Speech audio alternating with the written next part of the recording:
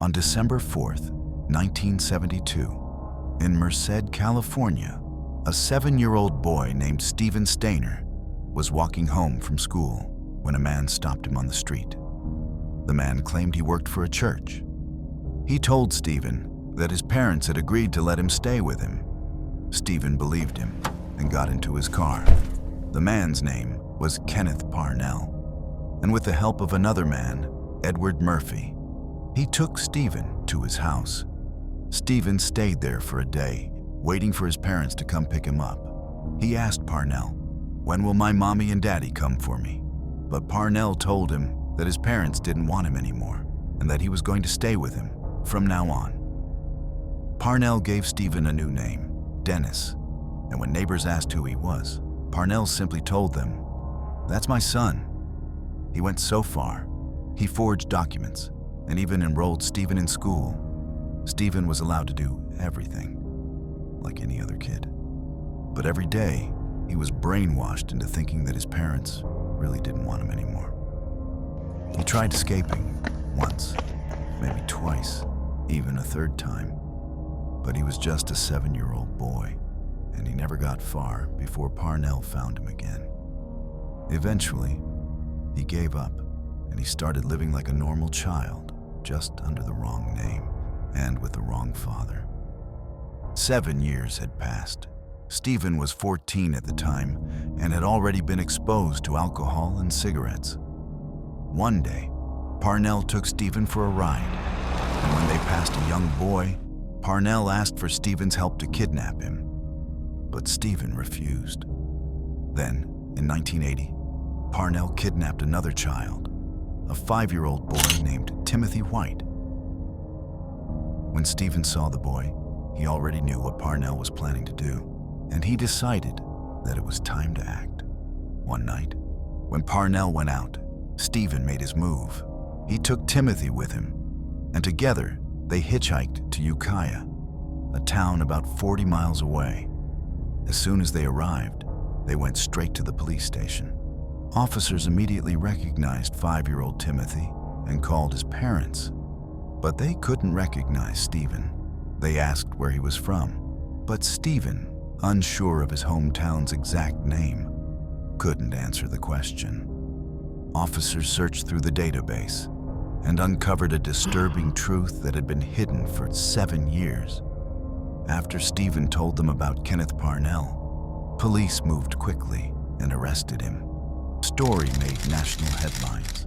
Stephen became a hero because he saved little Timothy. He did interviews, appeared on television, and even had a mini-series made about his life called "I Know My First Name is Stephen." But most importantly, he was welcomed home.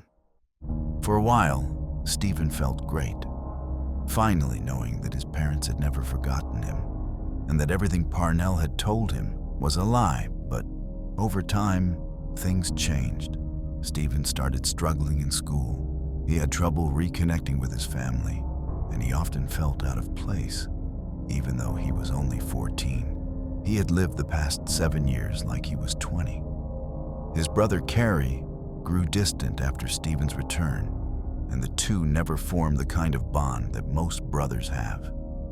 Eventually, Stephen got married and had 2 children, but tragedy struck again.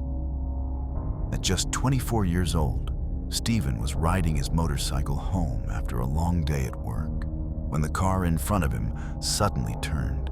He didn't have time to react. He slammed into the vehicle and was thrown from the motorcycle. By the time the ambulance arrived, it was already too late. Stephen suffered severe head injuries and died on the spot. The story didn't end with Stephen, not by a long shot. After everything happened, the Stainer name was back in the news, but this time, it was Carrie Stainer making headlines, not Stephen. Carrie was arrested and later convicted for murdering 4 women near Yosemite National Park. He was named the Yosemite Killer. When asked why he did it, Carrie told investigators, "I've wanted to do this since I was 7 years old." In 2002, he was found guilty in both state and federal court, and he was sentenced to death. He remains on death row at San Quentin State Prison to this day. This was the story of Steven Stainer, a boy who never got to just be a boy. He was forced to grow up too soon, carrying pain no child should ever know. And just when he began to rebuild his life, it ended.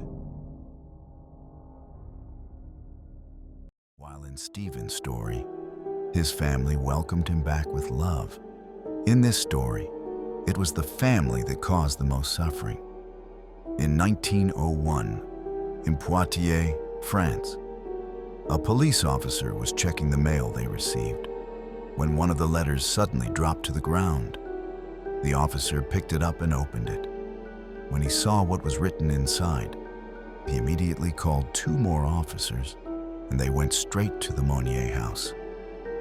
Inside the letter, it was written that a woman was being held captive in the Monnier house. The police knocked on the front door, but no one answered. And while they searched around, they noticed that a door upstairs was locked from the outside.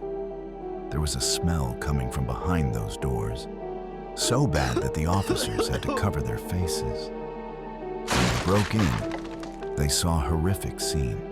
A woman lying naked on a rotting bed.